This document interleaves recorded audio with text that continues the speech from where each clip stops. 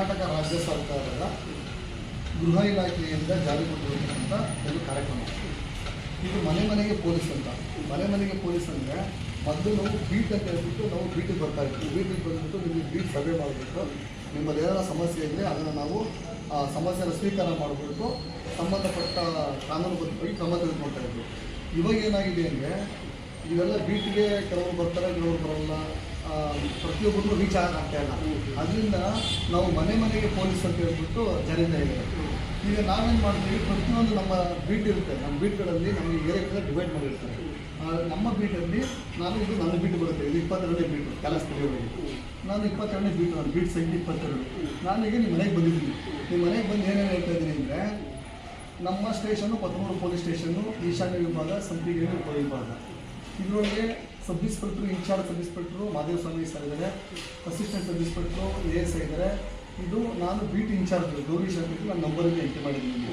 ಆಯಿತಾ? ನಿಮ್ಗೆ ಏನೇ ಸಮಸ್ಯೆ ಆದರೂ 24/7 ನೀವು ಈ ನನ್ನ ನಂಬರ್ಗೆ ಫೋನ್ ಮಾಡಿದ್ರೆ ನಾನು ರಿಸೀವ್ ಮಾಡಿ ನಿಮಗೆ ಸಪೋರ್ಟ್ ಮಾಡ್ತೀನಿ. ಒಂದು ವೇಳೆ ನಾವು ಯಾವ ಆಫೀಸಲ್ಲೂ ನಮ್ಗೆ ರಿಸೀವ್ ಮಾಡಿಲ್ಲ ಅಂದ್ಕೊಳ್ಳಿ, ಅವಾಗ ನೀವೇನು ಮಾಡಬೇಕು, 112ಗೆ ಕರೆ ಮಾಡಬೇಕು. 112 ಕರೆ ಮಾಡಿದ್ರೆ ವಯಸ್ಸಲ್ಲ ಪೊಲೀಸ್ನವರು ಇಡೀ ನಿಮ್ಮ ಮನೆ ಸ್ಪಾಟಿಗೆ ಬರ್ತಾರೆ. ನೀವು ಎಲ್ಲಿಂದ ಫೋನ್ ಮಾಡ್ತಾರೆ, ವೆಹಿಕಲ್ ಒಂದು 5 ನಿಮಿಷ ಬರ್ತಾರೆ, ಡೇ ಒಳಗೆ ಹೋದರೆ ಒಂದು 6-7 ನಿಮಿಷ ಬರ್ತಾರೆ. ಆಯಿತಾ? ನೀವು ನಮಗೂ ಹೆಚ್ಚಿನ ಮಾಹಿತಿ ಬೇಕು ಅಂದರೆ ಇದು ಪೊಲೀಸ್ ಸ್ಟೇಷನ್ ನಂಬರ್ ಇದೆ, 22943694 ಅಂತ. ನೀವು ಸ್ಟೇಷನ್ಗೂ ನೀವು ಫೋನ್ ಮಾಡಿಬಿಟ್ಟು ತಿಳಿಸ್ಬೋದು.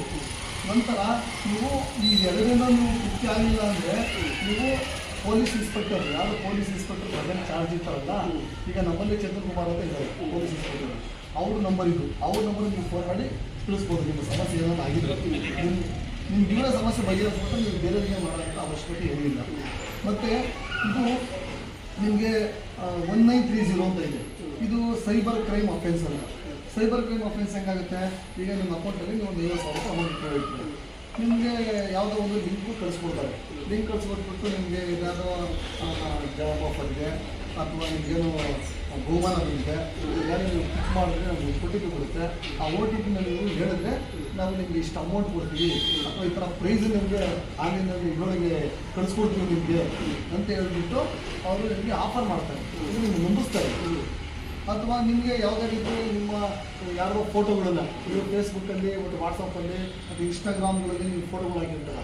ಆ ಫೋಟೋಗಳನ್ನ ಎಡಿಟ್ ಮಾಡಿಬಿಟ್ಟು ನಿಖರವಾಗಿ ಮಾಡಿಬಿಟ್ಟು ನಿಮ್ಮನ್ನ ಬ್ಲ್ಯಾಕ್ ಮೇಲ್ ಮಾಡ್ತಾರೆ. ಏನಂತ, ನೀವು ಇಷ್ಟು ದುಡ್ಡು ಕೊಡಲಿಲ್ಲ ಅಂದರೆ ನೀವು ಇದನ್ನ ಫೋಟೋಸ್ಗಳನ್ನ ನೀವು ನಿಮ್ಮ ರಿಲೇಷನ್ಗೆ ಕಳಿಸ್ಕೊಡ್ತೀವಿ, ಅಥವಾ ನಿಮ್ಮ ಸೋಷಿಯಲ್ ಮೀಡಿಯಾದಲ್ಲಿ ಹಾಕ್ಬಿಡ್ತೀವಿ, ನಿಮ್ಗೆ ಅವಮಾನ ಮಾಡಿಬಿಡ್ತೀವಿ, ನಿಮ್ಗೆ ಜನರಿಗೆ ಧಕ್ಕೆ ಬರೋ ಥರ ಮಾಡಿಬಿಡ್ತೀವಿ ಅಂತ ಹೇಳ್ತಾರೆ.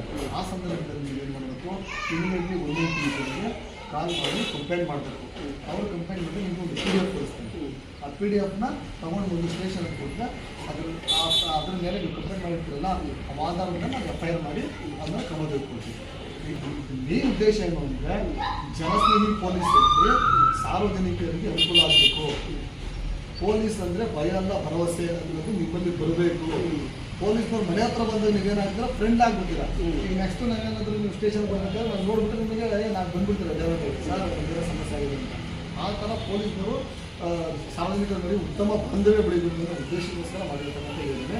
ಇದು ಭಾರತ ದೇಶದಲ್ಲಿ ಕರ್ನಾಟಕ ರಾಜ್ಯದಲ್ಲಿ ಪ್ರಥಮ ಬಾರಿಗೆ ಮಾಡಿರ್ತಕ್ಕಂಥ ಯೋಜನೆ. ಇದೆಲ್ಲ ಸಕ್ಸಸ್ ಆಗಬೇಕು ಅಂದರೆ ಪೊಲೀಸ್ನವ್ರು ನಾವು ಶ್ರಮ ಪಡಬೇಕು, ನಮ್ಮ ಜೊತೆ ನೀವು ಸಹಕಾರ ಮಾಡಬೇಕು. ಇಷ್ಟು ಇದನ್ನು ಮಾಡಬೇಕು. ಅರ್ಥ ಆಯ್ತಾ ನಿಮಗೆ? ನೀವು 4 ಜನಕ್ಕೆ ಹೇಳ್ಬೇಕು.